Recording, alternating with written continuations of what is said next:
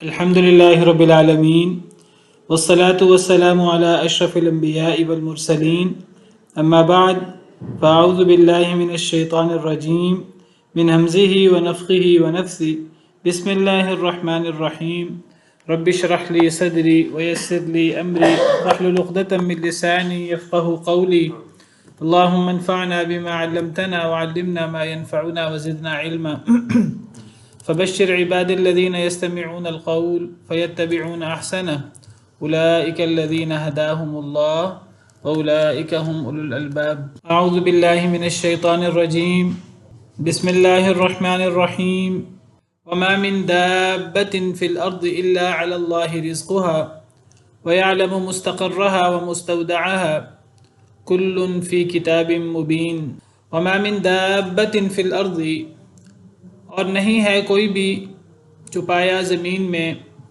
الا علی اللہ رزقها مگر اللہ پر ہے اس کا رزق۔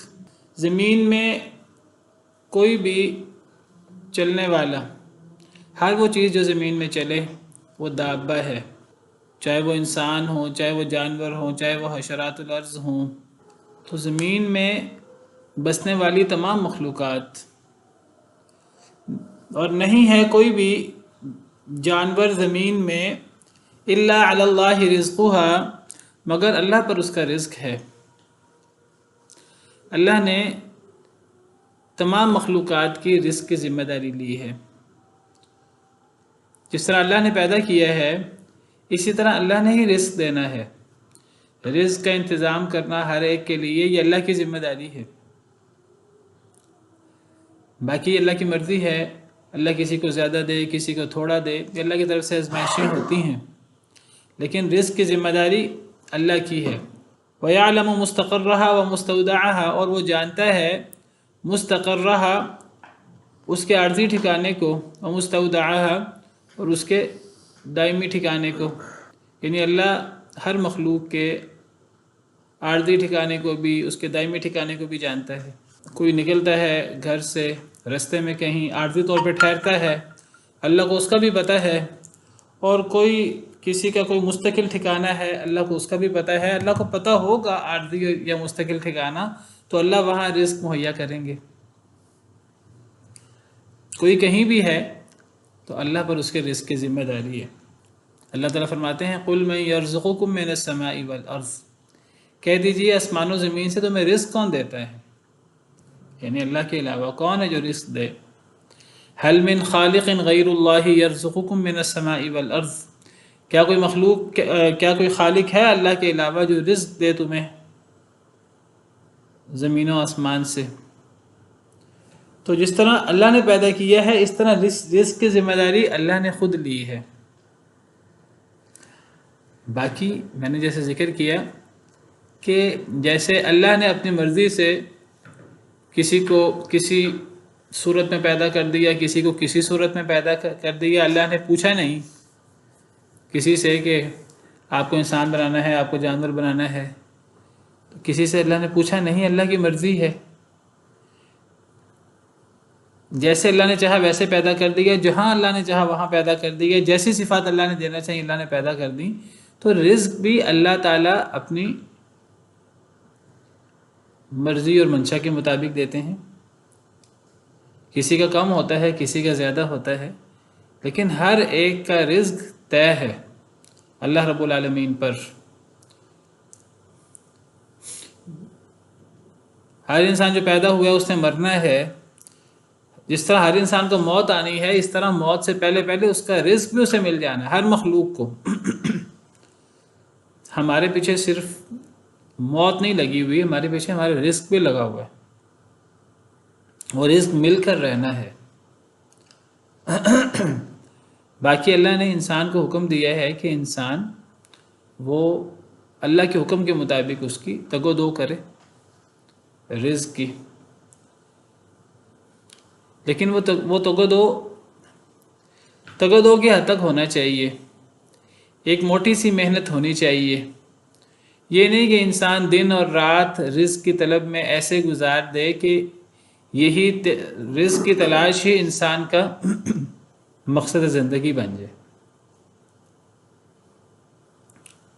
رزق کی تلاش انسان کے زندگی کا مقصد نہیں ہے، یہ انسان کی ضرورت ہے جس کی ذمہ داری اللہ نے لی ہے۔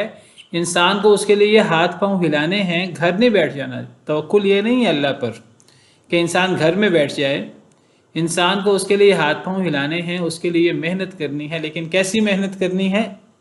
اس کے لیے سارا دن ساری رات نہیں لگا دینا، بلکہ اس کے لیے موٹی محنت کرنی ہے، ایسی محنت کرنی ہے کہ انسان کا جو اصل زندگی کا مقصد ہے اس کے لیے وقت نکلے، انسان باقاعدہ اس کے لیے وقت نکالے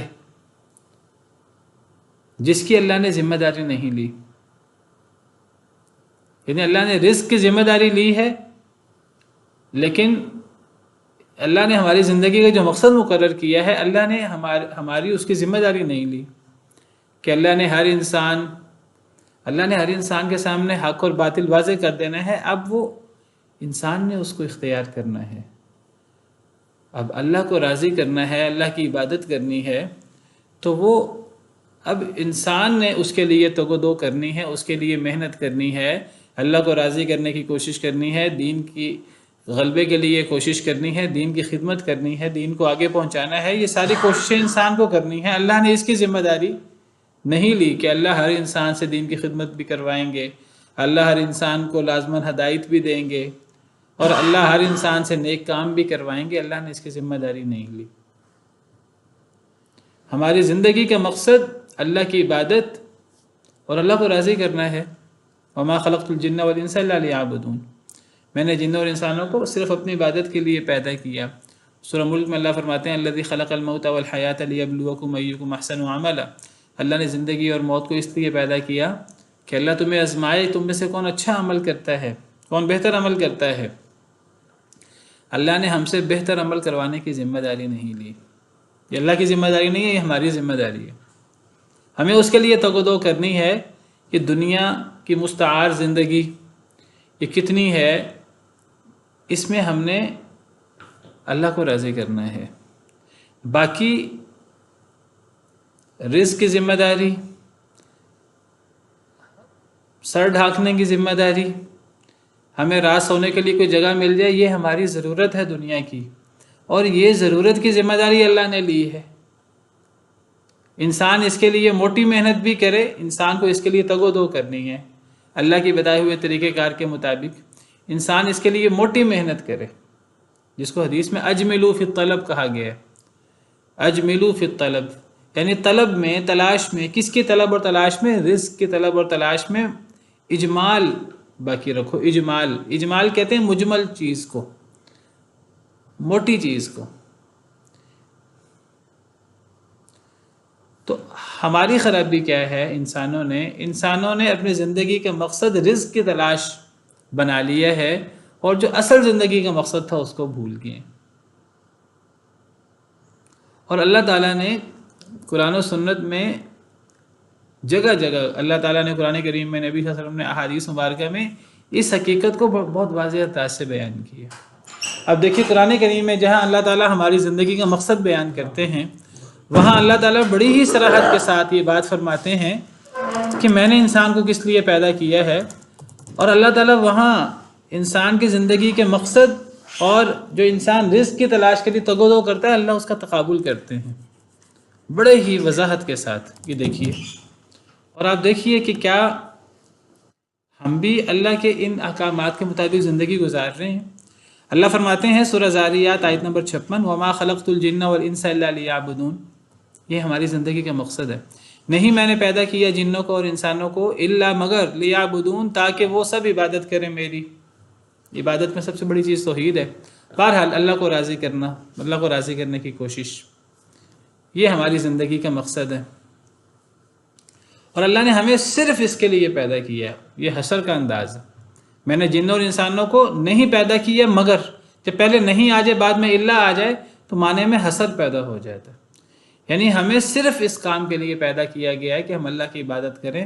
عبادت سے کیا مراد ہے؟ عبادت صرف مسجد میں نہیں ہوتی، عبادت کا مطلب ہر وہ کام ہے، قول ہو یا فعل ہو، جو اللہ کو راضی کرے، جو اللہ کو محبوب ہو، وہ عبادت ہے۔ چاہے وہ مسجد کے اندر ہو، چاہے وہ پارلیمنٹ کے اندر ہو، چاہے وہ گھر کے اندر ہو، چاہے وہ مارکیٹ کے اندر ہو، آفس کے اندر ہو، یہ عبادت ہے۔ ہم نے ہر حال میں اللہ کو راضی کرنے کی کوشش کرنی ہے، دینی معاملات میں بھی، دنیا کے معاملات میں بھی۔ اللہ نے ہمیں اس لیے پیدا کیا ہے۔ اب یہ ہماری زندگی کا مقصد ہے، جس کو ہم بھول کر ہم کس کے پیچھے لگ جاتے ہیں؟ ہم رزق کے پیچھے لگ جاتے ہیں۔ اللہ نے ساتھ ہی اس کا تقابل کر دیا، کمپیریزن کر دیا ہے کہ کہیں تم دنیا کے پیچھے نہ لگ جاؤ، تمہاری ساری دگ و دو دنیا کے پیچھے نہ ہو جائے، شیطان تمہیں اس طرف نہ لگا دے۔ اللہ نے مقصد زندگی کے ساتھ ہی رزق کی بات کی، اور کیا بات کی؟ وہی بات کی ہے جو اس آیت کریمہ میں ہم پڑھ رہے ہیں۔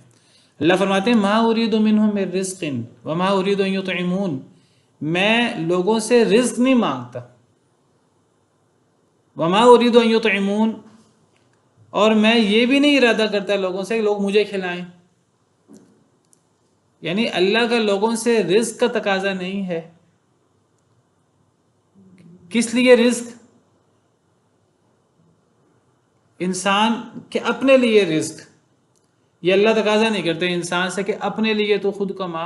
اللہ کہتے ہیں میری ذمہ داری ہے تجھے کھلانے کی۔ وما ارید ان یطعمون، اور میں یہ بھی نہیں چاہتا کہ وہ مجھے کھلائیں۔ اللہ کو تو کون کھلائے؟ یعنی اللہ کی مخلوق کو۔ انسان بہانہ لگاتا ہے کہ اگر میں عبادت کے لیے، دین کے لیے وقت نکالوں گا تو اپنی روزی روٹی کیسے انتظام کروں گا، بیوی بچوں کا انتظام کیسے کروں گا، میرے ساتھ میں خود ہوں، میرے بیوی بچے ہیں، میرے ماں باپ ہیں، میرے گھر بار ہیں۔ اللہ فرماتے ہیں تمہارے رزق کی ذمہ داری ہے، رزق کا میں تم سے تقاضا نہیں کرتا، اور میں تم سے یہ تقاضا بھی نہیں کرتا کہ تم لوگوں کو مجھے کھلاؤ۔ اللہ کو کھلانے سے مراد اللہ کی مخلوق کو کھلانا۔ اللہ کہتے ہیں کہ نہ انسان اپنے روزی کا ذمہ دار ہے، نہ انسان اپنے متعلقین کی روزی کا ذمہ دار ہے۔ وہ ذمہ دار کون ہے؟ اللہ فرماتے ہیں ان اللہ هو الرزاق۔ اگلی آیت میں اللہ نے دونوں چیزوں کی ذمہ داری لی ہے، انسان کے رزق کی بھی اور دوسروں کو کھلانے کی۔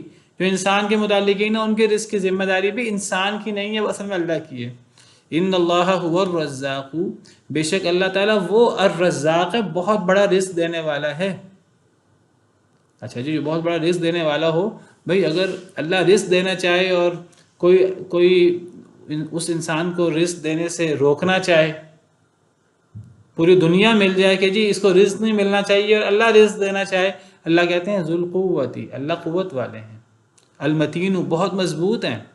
پوری دنیا ایک طرف ہو جائے وہ کہ اس کو ہم نے رزق نہیں پہنچنے دینا، اور اللہ کہیں کہ میں نے اس کو رزق پہنچانا ہے، تو رزق پہنچ کر رہے گا۔ اور اگر پوری دنیا کہ ہم نے اس کو دے کر رہنا ہے، اللہ کہ میں نے اس کو نہیں دینا، تو وہ اس کو نہیں ملے گا۔ تو رزق کی ذمہ داری اللہ کی ہے، انسان کے اپنے لیے ہو، انسان کے بیوی بچوں کے لیے ہو۔ اب وہ اللہ نے تھوڑا دینا ہے، زیادہ دینا ہے، یہ اللہ کی مرضی ہے۔ انسان 24 گھنٹے محنت کر لے، اگر اللہ نے تھوڑا رزق کی ذمہ داری لی ہے، تھوڑا رزق ملے گا۔ اگر ایک انسان 2 گھنٹے محنت کرے، اگر اللہ نے زیادہ رزق کی ذمہ داری لی ہے، زیادہ رزق لکھ دیا ہے، تو زیادہ رزق ملے گا۔ یہ رزق دنیا کا یہ اللہ کے اوپر ہے، اگرچہ یہ اس کا تعلق اللہ پہ توکل کے ساتھ ہے۔ اور میں یہ واضح کر دوں، کسی کو غلط فہمی نہ ہو جائے، توکل کا مطلب یہ نہیں انسان گھر بیٹھ جائے کہ میں گھر بیٹھ کے عبادت کرتا ہوں، مجھے رزق میرا گھر پہنچ جائے گا۔ نہیں، توکل کا مطلب یہ نہیں ہوتا انسان گھر بیٹھ جائے، اللہ نے اس کے لیے بھی ہاتھ پاؤں مارنے کا حکم دیا ہے۔ لیکن کتنا انسان ہاتھ پاؤں مارے رزق کے لیے، اور کتنا انسان ہاتھ پاؤں مارے اپنے مقصد زندگی کے لیے، یہ ہے اصل سوال، اصل غور کرنے والی چیز۔ تو انسان کو رزق کے لیے بھی وقت نکالنا ہے، اتنا وقت نہیں نکالنا کہ 24 گھنٹے انسان کے اس میں صرف ہو جائیں، اور عبادت کے لیے، اللہ کو راضی کرنے کے لیے وقت نہ ملے۔ جو اللہ نے انسان کے لیے فرائض مقرر کیے ہیں، انسان وہ تو لازماً ادا کرے، پھر جو اللہ نے مستحبات مقرر کیے ہیں انسان وہ بھی کرے، اور انسان ساتھ رزق کے لیے موٹی محنت بھی کرے۔ انسان جتنی محنت کرے گا، تھوڑی محنت کرے گا رزق کے لیے، زیادہ محنت کرے گا رزق اتنا ملے گا جتنا اللہ نے لکھا ہے۔ یہ بہت بڑا مغالطہ ہے ہمارا کہ رزق محنت کے مطابق ملتا ہے، بہت بڑا مغالطہ ہے کہ دنیا میں رزق محنت کے مطابق ملتا ہے، دنیا میں رزق محنت کے مطابق نہیں ملتا۔ اللہ کے حکم کے مطابق ملتا ہے۔ لوگ آیت پیش کرتے ہیں قرآن کی، جی قرآن میں ہے وَأَن لَيْسَ لِلْإِنسَانِ إِلَّا مَا سَعَى، کہ نہیں ہے انسان کے لیے مگر جو انسان کوشش کرے۔ یہ آیت کریمہ دنیا کے لیے نہیں ہے، یاد رکھیے، یہ آیت کریمہ آخرت کے لیے ہے۔ یعنی آخرت میں انسان کو اگر کوئی نعمتیں ملیں گی انسان کی کوشش کے مطابق ملیں گی۔ یہ آخرت کے بارے میں جس کو ہم نے دنیا پر لگا دی ہے۔ آپ ذرا یہ آیت کریمہ دیکھ لیں، کیونکہ یہ آیت کریمہ بہت پیش کی جاتی ہے۔ میں آپ کے سامنے یہ آیت کریمہ رکھ دیتا ہوں، سورہ نجم کی آیت ہے، سورہ نجم آیت نمبر 39 سے اللہ تعالیٰ فرماتے ہیں ام لم ينبأ بما فی صحف موسیٰ، آیت نمبر 36 میں، کیا انسان کو خبر نہیں دی گئی اس بات کی جو حضرت موسیٰ کے صحیفوں میں ہے؟ حضرت موسیٰ کے صحیفوں میں جو بات ہے انسان کو اس کی خبر نہیں دی گئی، یعنی پرانے صحیفوں میں، حضرت موسیٰ کے صحیفوں میں، وَإِبْرَاهِيمَ الَّذِي وَفَّى، اور ابراہیم کے صحیفوں میں، وہ ابراہیم جنہوں نے پورا کر دیا، اللہ نے جو انہیں آزمائش کی انہوں نے پورا کیا، جو اللہ سے وعدہ کیا انہوں نے پورا کیا، اس ابراہیم کے صحیفوں میں بھی۔ یعنی کیا انسان کو خبر نہیں ہے کہ حضرت موسیٰ کے صحیفوں میں کیا ہے اور ابراہیم علیہ السلام کے صحیفوں میں کیا ہے؟ وہ ابراہیم جو ہر بات کو پورا کر دیتے تھے، کیا انسان کو خبر نہیں ہے پرانے صحیفوں میں، حضرت موسیٰ ابراہیم کے صحیفوں میں کیا ہے؟ اللہ ان میں یہ ہے اللہ تزر وازرۃ وزر اخری، کہ کوئی جان کسی دوسری جان کا بوجھ نہیں اٹھائے گی۔ یہ پرانے صحیفوں میں بھی یہ بات موجود ہے اور قرآن کریم میں بھی یہ بات موجود ہے۔ یہ بات بھی پرانے صحیفوں میں موجود ہے، اللہ تزر وازرۃ وزر اخری، کوئی جان کسی جان کا بوجھ نہیں اٹھائے گی۔ وَأَن لَيْسَ لِلْإِنسَانِ إِلَّا مَا سَعَى، اور یہ بات بھی پرانے صحیفوں میں موجود ہے، اور قرآن کریم کا بھی یہی تقاضا ہے کہ انسان کو اس کی سعی کے مطابق ملے گا۔ یہ پرانے صحیفوں میں بھی موجود ہے اور یہ بات قرآن کریم میں بھی موجود ہے۔ یہاں تک بات ختم نہیں ہوتی، یہ بات بھی وَأَنَّ سَعْيَهُ سَوْفَ يُرَىٰ، اور انسان کو انسان کی کوشش عنقریب دکھائی جائے گی۔ کہاں دکھائی جائے گی؟ آخرت میں، آخرت کی بات ہو رہی ہے۔ ثُمَّ يُجْزَاهُ الْجَزَاءَ الْأَوْفَىٰ، پھر بدلہ دیا جائے گا انسان کو پورا پورا بدلہ۔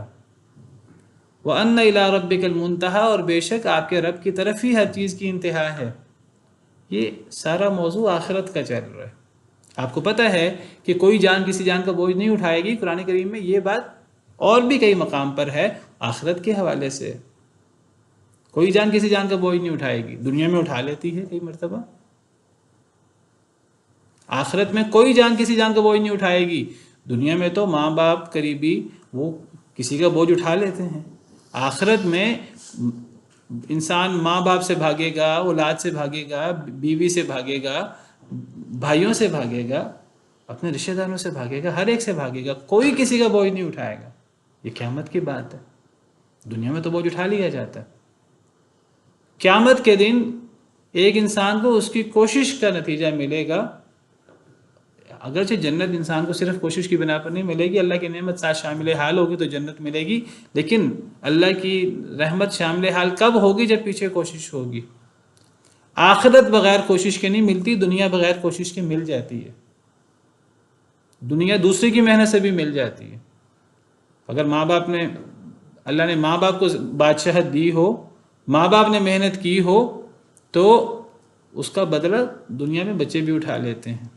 ہم کہتے ہیں فلاں بچہ منہ میں سونے کا چمچہ لے کر پیدا ہوا، تو اس بچے نے کیا محنت کی؟ وعلیکم السلام ورحمۃ اللہ وبرکاتہ۔ سر پھر ذہن میں یہ سوال آتا ہے کہ اکثر لوگوں کو یہ کہا جاتا ہے کہ بھائی آپ ہجرت کریں، آپ کا رزق آپ کو وہاں مل جائے گا، اور رحم کے رشتوں کو چھوڑ کے، اور بعض اوقات لوگ بیوی بچوں کو بھی چھوڑ کے دوسرے ملک چلے جاتے ہیں جہاں پہ نہ دین کی حفاظت ہوتی ہے نہ کسی اور چیز کی۔ اس سلسلے میں پھر کہہ سکتے ہیں یہ غلط ہے۔ آپ ہجرت کریں، کیا ملے گا وہاں؟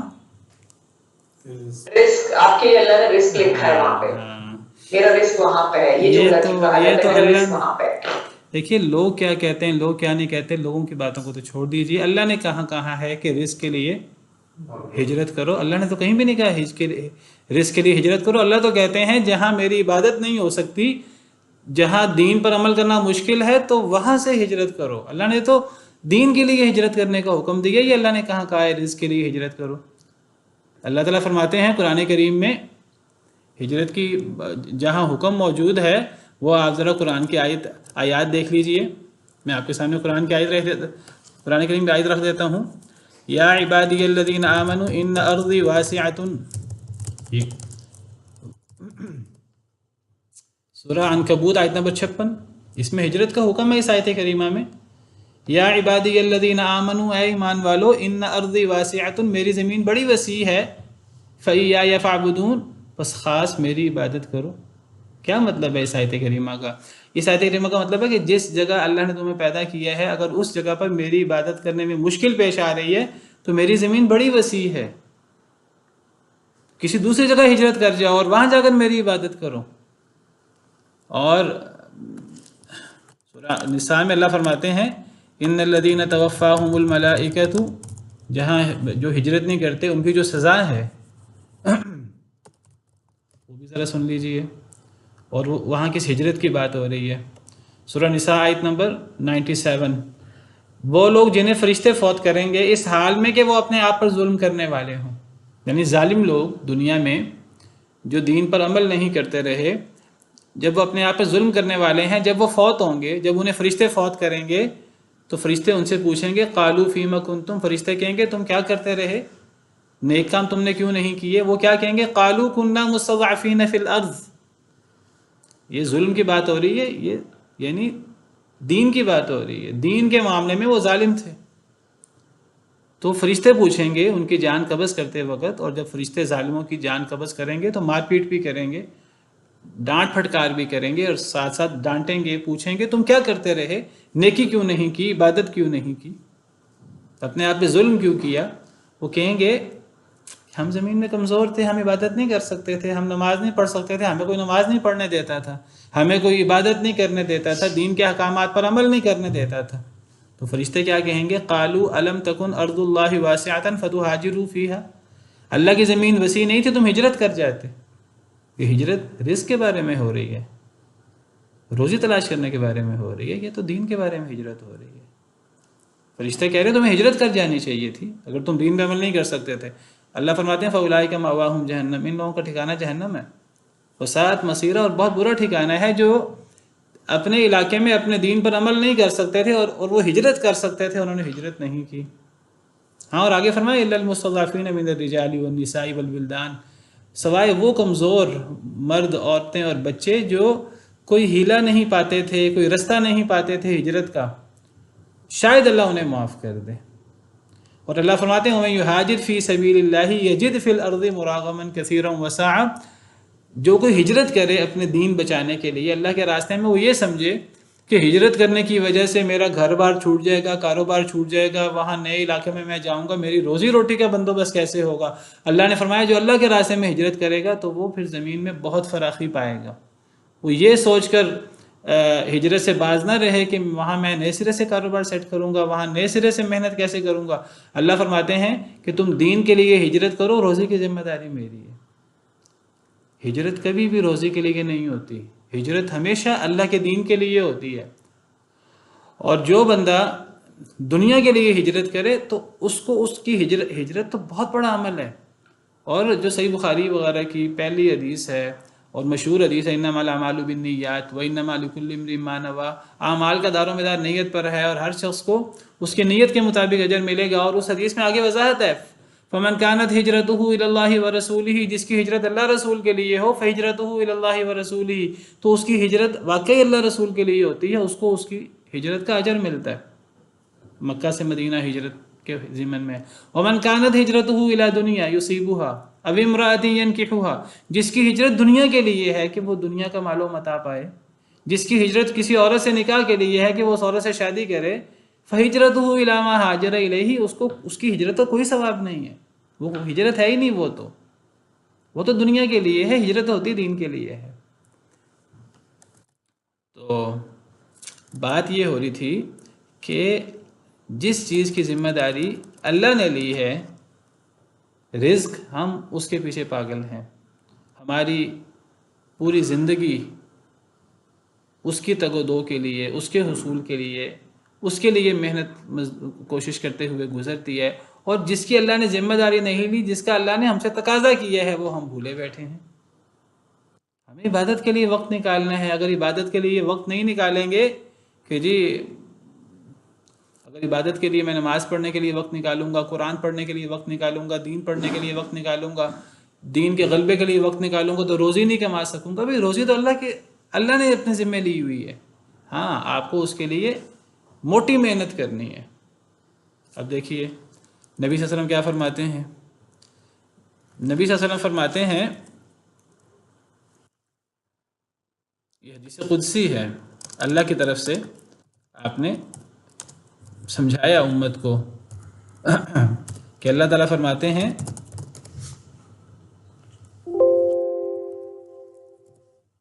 بہت غور طلب حدیث ہے، بہت غور طلب حدیث ہے، صحیح حدیث ہے، اور ہمیں اس میں بہت زیادہ غور کرنے کی ضرورت ہے. نبی صلی اللہ علیہ وسلم فرماتے ہیں، اللہ نے فرمایا ان اللہ عز وجل یقول، اللہ فرماتے ہیں یا ابن آدم، اے آدم کے بیٹے، تفرغ لعبادتی، میری عبادت کے لیے فراغت حاصل کر، میری عبادت کے لیے وقت نکال، اپنی دنیا کی مصروفیات میں سے، اپنی روزی اور رزق کی تگ و دو میں سے، دنیا کی محنتوں سے میری عبادت کے لیے وقت نکال. کیا ہوگا؟ املأ صدرک غنا، میں تیرے سینے کو غنا سے بھر دوں گا. غنی تجھے کرنا میرا کام ہے، تو میری عبادت کے لیے وقت نکال، نماز کے لیے، قرآن پڑھنے کے لیے، قرآن سیکھنے کے لیے، دین سیکھنے کے لیے، دین کے غلبے کے لیے. کئی صحابہ کرام تھے، تاجر تھے، ایک دن تجارت کرتے تھے، ایک دن نبی صلی اللہ علیہ وسلم کے پاس علم سیکھنے کے لیے آیا کرتے تھے. حضرت عمر کے بارے میں آتا ہے، انہوں نے یہ تقسیم کر رکھی تھی. تو جو اللہ کی عبادت کے لیے وقت نکالے گا، غنا تو اللہ نے دینا ہے، اور اصل غنا سینے کا غنا ہوتا ہے، دل کا غنا ہوتا ہے.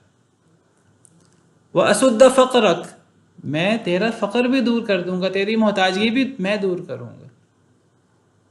محتاجگی کیسے دور ہوگی؟ زیادہ رزق کمانے سے دور نہیں ہوگی، کیونکہ انسان زیادہ محنت اگر کرے گا رزق کمانے کے لیے، اس محنت کا نتیجہ انسان کے ہاتھ میں نہیں ہے. یہ بات یاد رکھیے. یہ نہیں انسان زیادہ محنت کرے گا تو زیادہ رزق ملے گا، تھوڑی محنت کرے گا تو تھوڑا رزق ملے گا. ایسی بات ہرگز نہیں ہے دنیا میں. دنیا میں رزق کی تقسیم اللہ نے کی ہے، اور اللہ نے رزق کی تقسیم صرف ہماری محنت پر نہیں کی.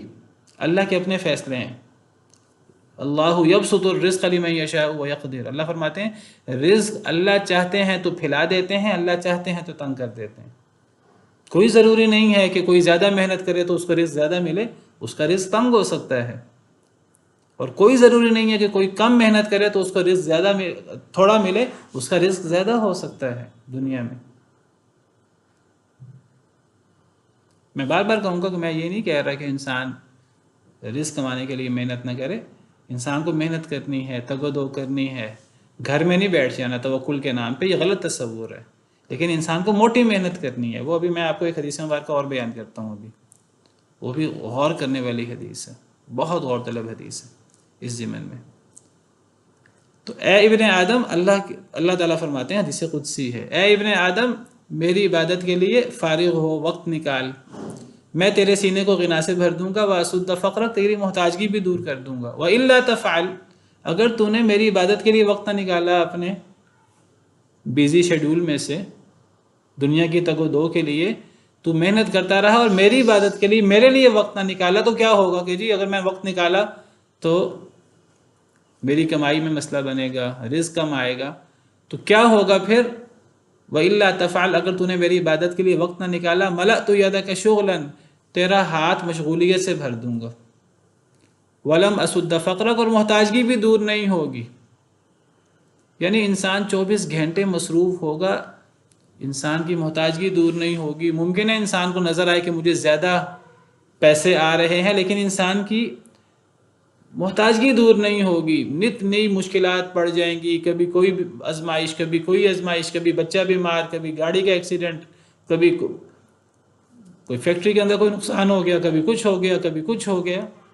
انسان کی مشغولیت ختم نہیں ہوگی. اور جو لوگ اللہ کی عبادت کے لیے وقت نکالیں گے، تھوڑے کے اندر ان کا سر جائے گا. اللہ بیماریوں سے، باقی چیزوں سے اللہ محفوظ رکھیں گے، اللہ برکت ڈال دیں گے ان کی روزی کے اندر، محتاجگی ان کی دور ہو جائے گی. کئی ایسے یعنی ارب پتی ہوتے ہیں لیکن فقیر ہوتے ہیں. کس معنی میں فقیر ہوتے ہیں؟ دل کے فقیر ہوتے ہیں. ان کے پاس یعنی آرام کے لیے وقت نہیں ہوتا، نیند کے لیے وقت، انہیں نیند نہیں آتی، نیند کے لیے وقت ہی نہیں ہے. اور ایک غریب جو ہے بڑی سکون کی نیند سوتا ہے. وہ اتنی ٹینشنوں کا شکار نہیں ہے جتنی ٹینشنوں کا شکار کوئی کروڑ پتی اور ارب پتی ہے، اور کام ختم نہیں ہو رہے جتنی محنت کر لیں۔ ایک حدیث مبارکہ اور بیان کر کے میں اگلی بات جو ہے وہ پھر ہم آگے بڑھتے ہیں۔ بہت غور طلب حدیث ہے، وہ اسی ضمن میں اللہ کے دین کے لیے جو وقت نکالنا ہے، اللہ کی عبادت کے لیے اور رزق کے لیے، اس کا تقابل جو ہے۔ نبی صلی اللہ علیہ وسلم کا ارشاد ہے، آپ نے فرمایا ان احدکم لن یموت، تم میں سے اس وقت تک کوئی شخص مر نہیں سکتا حتی یستکمل رزقہ، حتیٰ کہ اس کا رزق مکمل نہ ہو جائے۔ فلا تستبطئوا الرزق، یہ نہ سمجھو کہ رزق لیٹ آئے گا، رزق کو اپنے سے دور نہ سمجھو، رزق تمہیں مل کر رہے گا، جو اللہ نے لکھا ہے وہ مل کر رہے گا۔ ہمیں نہیں پتہ اللہ نے کیا لکھا ہے، لیکن جو لکھا ہے وہ مل کر رہے گا۔ فرمایا واتقوا اللہ ایھا الناس، اے لوگو اللہ سے ڈر جاؤ، واجملوا فی الطلب، اور رزق کی طلب میں موٹی محنت کرو۔ رزق کے لیے انسان کو اپنا سارا وقت رزق کے لیے لگا دینا یہ صحیح نہیں ہے کہ انسان کے لیے، عبادت کے لیے، دین کے لیے وقت ہی نہ نکل سکے۔ خذوا ما حل، جو حلال ہے وہ لے لو، ودعوا ما حرم، جو حرام ہے وہ چھوڑ دو۔ انسان یہ نہ کرے کہ انسان اپنا رزق بڑھانے کے لیے حرام کے پیچھے لگ جائے، بلکہ بعض حدیث میں تو بڑی صراحت کے ساتھ فرمایا لا یستبطئن احد منکم رزقہ، تم میں سے کوئی شخص یہ نہ سمجھے کہ میرا رزق لیٹ ہو رہا ہے۔ ان جبریل علیہ السلام القی فی روعی، جبریل علیہ السلام نے میرے دل میں یہ بات ڈالی ہے، ان احدا منکم لن یخرج من الدنیا، تم میں سے کوئی شخص اس وقت تک دنیا سے جا نہیں سکتا، مر نہیں سکتا، دنیا سے نکل نہیں سکتا، حتی یستکمل رزقہ، حتیٰ کہ اس کا رزق مکمل نہ ہو جائے، یعنی موت سے پہلے رزق ہمارے پیچھے لگا ہے، تب تک ہمیں موت نہیں آ سکتی جب تک ہمارا رزق جو اللہ نے لکھا ہے ہمیں مکمل نہ مل جائے۔ فاتقوا اللہ ایھا الناس، اے لوگو اللہ سے ڈر جاؤ، واجملوا فی الطلب، رزق کو طلب کرنے میں موٹی محنت کرو۔ بعض مفسرین کہتے ہیں اجملوا فی الطلب کا مطلب ہے رزق کو تلاش کرنے میں جمال باقی رکھو۔ جمال کا کیا مطلب؟ وقار، خوبصورتی، یعنی انسان رزق کی تلاش میں ذلیل نہ ہو دوسرے کے سامنے۔ رزق کی تلاش میں ذلیل ہونے کی کیا ضرورت ہے جب رزق اللہ نے دینا ہے؟ انسان کا کام کوشش کرنا ہے، انسان کا کام ذلیل ہونا نہیں ہے لوگوں کے سامنے۔ کئی لوگ رزق کے لیے ذلیل ہو جاتے ہیں، اپنی وقار، اپنی خودی وہ برباد کر دیتے ہیں رزق کی تلاش میں۔ دیکھیے یہ چیزیں ہمارے عقیدے سے متعلق ہیں، یہ چیز ایمان بالغیب سے متعلق ہیں۔ اگر ہمارا ایمان بالغیب نہیں ہے، اور ہمارا آج بڑا مسئلہ ہمارا ایمان بالغیب کا ہے، ہم سمجھتے ہیں کہ ہم نے اپنے قوت بازو پر بھروسہ کرنا ہے، اور جتنی ہم محنت کریں گے اتنا ہمیں نتیجہ مل جائے گا۔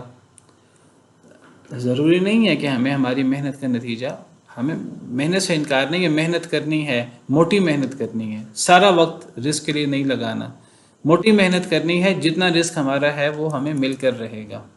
ہمیں اللہ پہ بھروسہ کرنا ہے، اللہ پہ توکل کرنا ہے۔ تو نبی صلی اللہ علیہ وسلم نے فرمایا اے لوگو اللہ سے ڈر جاؤ، واجملوا فی الطلب، رزق طلب کرنے میں موٹی محنت کرو، جمال باقی رکھو، وقار، خودی باقی رکھو، اپنے آپ کو ذلیل نہ کرو رزق کے لیے۔ فإن استبطأ احد منکم رزقہ، اگر کوئی تم میں سے یہ سمجھے کہ میرا رزق لیٹ ہو رہا ہے، فلا یطلبہ بمعصیۃ اللہ، اللہ کی ناراضگی میں اس کو کبھی تلاش نہ کرے۔ ایک بندہ یہ سمجھے مجھے زیادہ رزق ملنا چاہیے، نہیں آ رہا، میں چوری کر کے کما لوں، میں ڈاکہ مار کے کما لوں، میں حرام کھا کر کما لوں۔ کوئی بندہ اگر یہ سمجھے کہ رزق لیٹ ہو رہا ہے، کبھی بھی اس کو اللہ کی ناراضگی میں نہ کمائے۔ اللہ کی ناراضگی سے انسان کا رزق زیادہ نہیں ہو سکتا، چوری کرنے سے انسان کا رزق زیادہ نہیں ہو سکتا، ڈاکہ مارنے سے رزق زیادہ نہیں ہو سکتا، رشوت کھانے سے رزق زیادہ نہیں ہو سکتا۔ جو حلال سے ملنا تھا اتنا ہی رزق حرام سے مل جائے گا، وہ حلال والا ختم ہو جائے گا۔ اگر حرام والا نہیں ملے گا، انسان اتنا ہی رزق حلال طریقے سے کما لے گا، تو ضرور ہم نے وہ رزق حرام طریقے سے کمانا ہے، کیونکہ رزق تو طے ہے، جتنا رزق طے ہے اتنا مل کے رہنا ہے، چاہے تو انسان حلال سے کما لے، چاہے تو حرام سے کما لے۔ کتنی واضح حدیث ہے کہ اگر کسی کو یہ لگ رہا ہے کہ رزق لیٹ ہو رہا ہے، کبھی اللہ کی ناراضگی سے اس کو تلاش نہ کرے، اللہ کو ناراض کر کے۔ فإن اللہ لا ينال فضلہ بمعصیہ، اللہ کا فضل معصیت سے تلاش نہیں کیا جاتا۔ باقی کوئی اگر اللہ کا رزق معصیت کر کے تلاش کرنا چاہتا ہے تو کر لے، ملنا اتنا ہی ہے، زیادہ نہیں ہوگا، ملنا اتنا ہی ہے۔ چوری کر کے کمائے، رشوت لے کر کمائے، ڈاکہ مار کے کمائے، ملنا اتنا ہی ہے جتنا اس کے حق میں اللہ نے لکھا ہوا ہے. اور انسان کو کبھی رزق کے لیے اپنے آپ کو ذلیل بھی نہیں کرنا چاہیے. وقار اور جمال باقی رہنا چاہیے. موٹی محنت انسان کو کرنی چاہیے کیونکہ اللہ نے رزق کی ذمہ داری لی ہے. اور اللہ فرماتے ہیں انسان اللہ پر ایسے بھروسہ کرے جیسے جانور بھروسہ کرتے ہیں، جیسے پرندے بھروسہ کرتے ہیں. وَكَأَيٍّ مِّن دَابَّةٍ لَا تَحْمِلُ رِزْقَهَا اللَّهُ يَرْزُقُهَا وَإِيَّاكُمْ. کتنے جانور ہیں اپنا رزق اٹھائے نہیں پھرتے کہ جی یہ ایک ہفتے کا رزق ہے، یہ ایک مہینے کا رزق ہے، یہ ایک سال کا رزق ہے، یہ بچوں کے لیے میں چھوڑ کے جاؤں گا. جانور تو یہ کام نہیں کرتے، پرندے تو یہ کام نہیں کرتے. روز کا رزق ان کو ملتا ہے اور وہ روز کا رزق ذخیرہ کر کے نہیں رکھتے. کتنے جانور اپنا رزق اٹھائے نہیں پھرتے. اللہ یرزقها وإیاکم، اللہ انہیں بھی رزق دیتے ہیں، تمہیں بھی رزق دیتے ہیں. اور اللہ فرماتے ہیں اے لوگو، حدیث مبارکہ میں ہے کہ اگر تم اس طرح توکل کرو جیسا پرندے توکل کرتے ہیں، اللہ تمہیں پرندوں کی طرح رزق دے گا. اللہ پر حسن ظن، اللہ پہ بھروسہ کرنے کی ضرورت ہے. پرندے صبح نکلتے ہیں گھونسلے سے خالی پیٹ ہوتے ہیں، شام آتے ہیں تو پیٹ بھر کر واپس آتے ہیں، ان کو رزق ملتا ہے. کتنے ہی جانور ہیں زمین میں، نہیں ہے جانور زمین میں مگر اللہ پر ان کا رزق ہے. وَيَعْلَمُ مُسْتَقَرَّهَا وَمُسْتَوْدَعَهَا، اللہ جانتا ہے ان کے عارضی ٹھکانے کو بھی، ان کے دائمی ٹھکانے کو بھی. کل فی کتاب مبین، ہر چیز واضح کتاب میں لکھی ہوئی ہے. اللہ کو صرف علم نہیں ہے، اللہ نے ہر چیز لکھ رکھی ہے پہلے سے. ایک ایک ذرہ اللہ نے لکھ رکھا ہے. لوح محفوظ میں ہر چیز پہلے سے طے کر دی گئی ہے، وہ اس سے کمی بیشی نہیں ہو سکتی اس رزق میں. وَهُوَ الَّذِي خَلَقَ السَّمَاوَاتِ وَالْأَرْضَ فِي سِتَّةِ أَيَّامٍ، اللہ وہ ذات ہے جس نے پیدا کیا آسمانوں و زمین کو فی ستۃ ایام، 6 دنوں میں. وَكَانَ عَرْشُهُ عَلَى الْمَاءِ، اور تھا اس کا عرش پانی پر. لِيَبْلُوَكُمْ أَيُّكُمْ أَحْسَنُ عَمَلًا، تاکہ وہ آزمائے تمہیں کہ تم میں سے کون زیادہ اچھا ہے عمل میں. وَلَئِن قُلْتَ، اور البتہ اگر آپ کہیں اے اللہ کے رسول صلی اللہ علیہ وسلم، یعنی ان مشرکین سے، ان کفار سے، انکم مبعوثون، کہ بے شک تم اٹھائے جانے والے ہو، تمہیں اٹھایا جائے گا، من بعد الموت، موت کے بعد، موت کے بعد زندگی ہوگی، بعث بعد الموت ہوگا. لَيَقُولَنَّ الَّذِينَ كَفَرُوا، البتہ ضرور کہیں گے کافر لوگ، ان ھذا الا سحر مبین، نہیں ہے یہ مگر واضح جادو. اللہ تعالیٰ اپنی عظمت، اپنی شان بیان کر رہے ہیں. کوئی بندہ یہ نہ سمجھے کہ اللہ رزق نہیں دے سکتے. جو اللہ زمین و آسمان کا خالق ہے، تمام مخلوقات کا خالق ہے، تو وہ تمام مخلوقات کو رزق بھی دینے پر پوری طرح قادر ہے. اللہ فرماتے ہیں اللہ وہ ذات ہے جس نے آسمان و زمین کو پیدا کیا 6 دنوں میں. 6 دنوں سے کیا مراد ہے؟ یہ دن سے مراد دنیا کے دن ہیں، یہ دن سے مراد اللہ کے دن ہیں، یہ دنوں سے مراد کوئی 6 زمانے ہیں. کیا مراد ہے اللہ کو پتہ ہے. دیکھیے اللہ کے ہاں تو ایک دن، وَإِنَّ يَوْمًا عِنْدَ رَبِّكَ كَأَلْفِ سَنَةٍ مِّمَّا تَعُدُّونَ، اللہ کا ایک دن ہمارے 1000 سال کے برابر ہوتا ہے. اب یہ 6 دنوں میں اللہ نے زمین و آسمان کو پیدا کیا، اس سے مراد اللہ کے 6 دن ہیں، یعنی ہمارے 1000 سال کے برابر. یہ تو اگر اللہ کے 6 دن ہیں تو ہمارے تو 6000 سال کے برابر ہو گئے.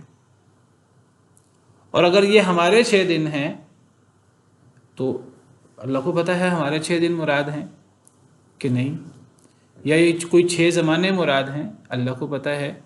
اور اگر ہمارے بھی 6 دن مراد ہوں تو اس کا مطلب یہ نہیں ہے کہ اللہ اس سے پہلے پیدا نہیں کر سکے، نعوذ باللہ من ذالک.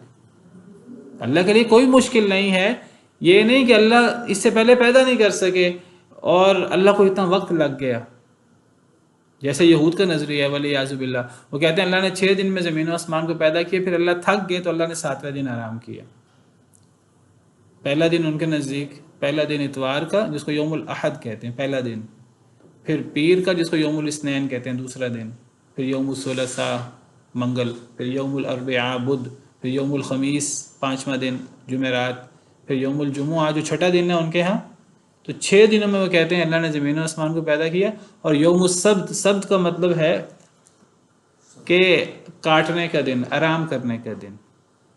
وہ کہتے ہیں اللہ تھک گئے تھے، نعوذ باللہ من ذالک. ان کے نزدیک 7ویں دن کی اہمیت ہے. اللہ فرماتے ہیں سورہ قاف میں وَلَقَدْ خَلَقْنَا السَّمَاوَاتِ وَالْأَرْضَ وَمَا بَيْنَهُمَا فِي سِتَّةِ أَيَّامٍ وَمَا مَسَّنَا مِن لُغُوبٍ، ہم نے زمین و آسمان کو 6 دنوں میں بنایا ہے اور ہمیں کوئی تھکاوٹ نے نہیں چھوا۔ تو یہ 6 دن اللہ کے ہیں، 6000 سال ہمارے، یا ہمارے 6 دن ہیں یا 6 زمانے ہیں، یہ جو بھی ہے یہ نہیں ہے کہ اللہ اسے پہلے پیدا نہیں کر سکے، اس میں اللہ کی اپنی حکمت ہے، اللہ کی اپنی حکمت ہے، اللہ کو پتہ ہے اللہ نے وہ دن کون سے ہیں یہ بھی اللہ کو پتہ ہے، اور 6 دن کیوں ہیں یہ بھی اللہ کو پتہ ہے، اللہ کی اپنی حکمتیں اللہ بہتر جانتے ہیں۔ تو اللہ نے زمین و آسمان کو 6 دنوں میں بنایا ہے، وہ دن سے مراد جو مرضی ہو۔ کیسے بنایا ہے؟ پہلے آسمان بنایا، پہلے زمین بنایا، اس کی تفصیل قرآن و حدیث میں ہے، وقت نہیں ہے میں تفصیل نہیں بیان کر سکتا، موٹی سی بات کر دیتا ہوں۔ پہلے 2 دن میں زمین بنی ہے، پھر 2 دن میں آسمان بنا ہے، اور پھر 2 دن میں زمین کے باقی کام ہوئے ہیں۔ یہ ترتیب ہے اس کی، قرآن و حدیث کی مختلف نصوص سے یہ تطبیق کا پتہ لگتا ہے۔ قرآن کریم کی بعض آیات سے پتہ لگتا ہے پہلے آسمان بنا ہے، بعض آیات سے اشارہ ملتا ہے پہلے زمین بنی ہے۔ مثال کے طور پر اللہ تعالیٰ فرماتے ہیں سورہ بقرہ میں هُوَ الَّذِي خَلَقَ لَكُم مَّا فِي الْأَرْضِ جَمِيعًا ثُمَّ اسْتَوَىٰ إِلَى السَّمَاءِ، اللہ نے پیدا کیا تمہارے لیے جو کچھ زمین میں ہے سارے کا سارا، پھر اللہ آسمان کی طرف متوجہ ہوئے، فَسَوَّاهُنَّ سَبْعَ سَمَاوَاتٍ، اللہ نے انہیں 7 آسمان بنا دیے۔ اس آیت کریمہ سے اشارہ ملتا ہے جیسے زمین پہلے بنی ہے اور آسمان بعد میں بنا ہے۔ اور سورہ نازعات میں اللہ تعالیٰ آسمان کی تخلیق کا ذکر کرنے کے بعد فرماتے ہیں أَأَنْتُمْ أَشَدُّ خَلْقًا أَمِ السَّمَاءُ بَنَاهَا رَفَعَ سَمْكَهَا فَسَوَّاهَا وَأَغْطَشَ لَيْلَهَا وَأَخْرَجَ ضُحَاهَا وَالْأَرْضَ بَعْدَ ذَلِكَ دَحَاهَا۔ آسمان کی تخلیق کے بعد اللہ فرماتے ہیں زمین کو اللہ نے آسمان کے بعد بچھایا، تو اس سے اشارہ ملتا ہے جیسے زمین بعد میں بنی ہے آسمان پہلے ہے۔ اور بھی نصوص ہیں، تو سیدنا ابن عباس رضی اللہ تعالیٰ عنہ نے جو تطبیق دی ہے وہی تطبیق راجح ہے، وہ یہ ہے کہ پہلے زمین بنی ہے 2 دنوں میں، اس کا ذکر سورہ حامیم سجدہ میں ہے، پہلے 2 دنوں میں زمین بنی ہے، پھر 2 دنوں میں آسمان بنا ہے، پھر 2 دنوں میں زمین میں باقی کام، پہاڑوں کا گاڑنا اور سمندر اور یہ شجر حجر اور یہ چیزیں، یہ آخری 2 دنوں میں یہ کام ہوا ہے۔ تو شروع اور آخر میں 2 دن زمین، یعنی زمین میں 4 دن لگے ہیں اور آسمانوں میں 2 دن لگے ہیں۔ اب وہی بات کہ یہ نہیں ہے کہ اتنی مدت لگ گئی، اس سے پہلے ہو نہیں سکتا تھا، بھئی زمین تو بہت چھوٹی ہے آسمانوں کے مقابلے میں، زمین کی کیا حیثیت ہے آسمانوں کے مقابلے میں؟ خلا میں آپ کبھی دیکھیں کہ یہ آسمان اور یہ خلا کتنی بڑی ہے، اور یہ اجرام فلکی، اور زمین کتنی چھوٹی ہے، لیکن زمین 4 دنوں میں، آسمان 2 دنوں میں۔ تو یہ اللہ کی اپنی حکمتیں ہیں، اللہ کے فیصلے اللہ بہتر جانتے ہیں۔ 6 دنوں میں اللہ نے زمین و آسمان کو پیدا کیا۔ وَكَانَ عَرْشُهُ عَلَى الْمَاءِ، وعلیکم السلام ورحمۃ اللہ۔ جی سر میرے سے ایک سوال تھا، قرآن کی آیت بھی ہے نا کہ اللہ نے وہ 7 سماوات من الارض مثلہن، کہ ان کی طرح 7 زمینیں بھی پیدا کی۔ جی تو یہ زمینیں کون سی ہیں؟ یہ ہماری زمین تو مجھے نہیں لگتی، کیونکہ لگتا ہے کہ ان کے متعدد بھی ہیں آسمانوں میں۔ آسمان بھی 7 ہیں اور زمینیں بھی 7 ہیں۔ قرآن کریم کے مطابق اللہ فرماتے ہیں، سورۃ طلاق کی آخری آیت ہے، اللہ الذی خلق 7 سماوات ومن الارض مثلہن، اللہ نے 7 آسمان بنائے ہیں اور زمینیں بھی انہی کی مثل۔ کیا مطلب؟ یعنی تعداد میں زمینیں بھی 7 ہیں، 7 آسمان ہیں اور زمینیں بھی 7 ہیں۔ بعض احادیث مبارکہ میں، صحیح احادیث مبارکہ میں ہے کہ اے اللہ جو 7 آسمانوں کے رب ہیں اور جو 7 زمینوں کے رب ہیں، والارضین السبع، تو آسمان بھی 7 ہیں، زمینیں بھی 7 ہیں۔ یہ قرآن و سنت کی نصوص سے ثابت ہے، لیکن قرآن و سنت کا مطالعہ کریں تو آسمانوں کا ذکر زیادہ تر جمع کے ساتھ ملتا ہے اور زمین کا ذکر زیادہ تر واحد کے ساتھ ملتا ہے، جیسے سورہ نعم کے شروع میں اور دیگر آیات میں، الحمدللہ الذی خلق السماوات والارض وجعل الظلمات والنور، تمام تعریفیں اس اللہ کی ہیں جس نے آسمانوں کو پیدا کیا اور زمین کو پیدا کیا۔ تو آسمانوں کا ذکر جمع کے ساتھ ہے اور زمین کا ذکر واحد کے ساتھ ہے۔ تو قرآن و سنت سے پتہ لگتا ہے کہ آسمان بھی 7 ہیں، زمینیں بھی 7 ہیں، اور قرآن و سنت میں آسمان جمع ہے اور زمین واحد۔ تو واللہ عالم، اللہ بہتر جانتے ہیں، محسوس یہ ہوتا ہے کہ آسمان الگ الگ 7 ہیں، ایک آسمان، دوسرا آسمان، تیسرا آسمان، چوتھا آسمان، 5واں، 6واں، 7واں، وہ تہ بتہ ہے، وہ اوپر نیچے 7 ہیں۔ اور زمینیں جو 7 ہیں وہ شاید ایک ہی زمین کے 7 حصے ہیں، 7 بر اعظم ہیں، یہ ایک ہی زمین کی 7 تہیں ہیں، واللہ عالم، اللہ بہتر جانتے ہیں. زمینیں 7 ہیں لیکن وہ شاید السلام علیکم سر. جی ایک ہو سکتا ہے دو سات زمینوں کی بات کی تو پلیٹس ہوتے ہیں جی جیسے جو سیارے کہلاتے ہیں ہو سکتا ہے وہ 7 زمینیں. بہرحال جو مفسرین نے بیان کیا میں آپ کے سامنے وہ بیان کر رہا ہوں کہ محسوس یہی ہوتا ہے کہ وہ ایک ہی زمین کے اندر 7 حصے ہیں یا 7 تہیں ہیں اس کی، واللہ عالم. تو زمین اور آسمان 6 دنوں میں بنے ہیں، اور جب زمین و آسمان نہیں تھے وَكَانَ عَرْشُهُ عَلَى الْمَاءِ، اور تھا اللہ کا عرش پانی پر. وَكَانَ عَرْشُهُ کا تعلق زمین و آسمان کی تخلیق سے پہلے ہے. یہ مطلب نہیں ہے کہ اللہ نے زمین و آسمان کو 6 دنوں میں پیدا کیا اور پھر اس کے بعد اللہ کا عرش پانی پر ہو گیا. نہیں، وَكَانَ ماضی ہے، اور تھا عرشہ اللہ کا عرش علی الماء پانی پر، یعنی زمین و آسمان کی تخلیق سے پہلے. اور اس کی وضاحت حدیث مبارکہ سے بھی ہوتی ہے، یہ صحیح بخاری کی حدیث ہے. نبی صلی اللہ علیہ وسلم نے فرمایا کان اللہ ولم یکن شیء غیرہ، اللہ تھا اور کوئی بھی چیز نہیں تھی اللہ کے علاوہ. وکان عرشہ علی الماء، اور اللہ کا عرش پانی پر تھا. تو ابھی زمین و آسمان کچھ بھی نہیں تھے اور اللہ کا عرش پانی پر تھا. تو پہلے اللہ کا عرش پانی پر تھا، پھر اللہ نے آسمان و زمین بنائے، اور پھر آسمان و زمین کے بنانے کے بعد اللہ اپنا عرش سب سے اوپر لے گئے. جس طرح اللہ تعالیٰ فرماتے ہیں سورہ بقرہ کے اندر هو الذی خلق لکم ما فی الارض جمیعا ثم استوى الى السماء فسواہن 7 سماوات، اور دیگر آیات سے پتہ لگتا ہے جس میں زمین و آسمان کی تخلیق کا ذکر ہے. اور پھر اللہ فرماتے ہیں ثم استوى على العرش اللہ الذی رفع السماوات بغیر عمد ترونها ثم استوى على العرش، اللہ نے آسمانوں کو بلند کیا بغیر ستونوں کو جن کو تم دیکھو، پھر اللہ عرش پہ مستوی ہوئے. پہلے اللہ کا عرش پانی پر تھا. اللہ وہ ذات ہے جس نے پیدا کیا آسمانوں کو اور زمین کو 6 دنوں میں، اور اللہ کا عرش پانی پر تھا. لیبلوکم، تاکہ وہ آزمائے تمہیں. لیبلوکم، تاکہ، یہ علت ہے، یہ وجہ ہے کس کی؟ زمین و آسمان کو تخلیق کرنے کی، زمین و آسمان کو پیدا کرنے کی. یعنی اللہ نے زمین و آسمان کیوں بنائے، یعنی اللہ نے یہ کائنات کیوں بنائی. دوسرے الفاظ میں اس کائنات کی وجہ تخلیق کیا ہے؟ یہ اکثر سوال ہوتا ہے کہ وجہ تخلیق کائنات کون ہے. پہلے بھی آج کے لیکچر میں پہلے بھی بات ہوتی رہتی ہے کہ وما خلقت الجن والانس الا لیعبدون، اللہ فرماتے ہیں میں نے جنوں اور انسانوں کو اپنی عبادت کے لیے پیدا کیا. یہاں اللہ کہہ رہے ہیں کہ اللہ نے زمین و آسمان کیوں بنائے. زمین و آسمان جو اللہ نے 6 دنوں میں بنائے، ان کی تخلیق کی وجہ کیا ہے؟ تو اللہ اس کا جواب کیا دیتے ہیں؟ وہ جواب نہیں جو ہمارے ہاں مشہور ہے کہ نبی کریم صلی اللہ علیہ وسلم وجہ تخلیق کائنات ہیں. نہیں، اللہ فرماتے ہیں لیبلوکم ایکم احسن عملا. اللہ نے یہ زمین و آسمان 6 دنوں میں اس لیے بنائے، اس سے پہلے اللہ کا عرش پانی پر تھا. کیوں اللہ نے یہ آسمان اور زمین 6 دنوں میں بنائے؟ تاکہ اللہ آزمائے تمہیں کہ تم میں سے کون اچھا عمل کرتا ہے. یہ ہے زمین و آسمان کی تخلیق کا مقصد، انسان کی آزمائش.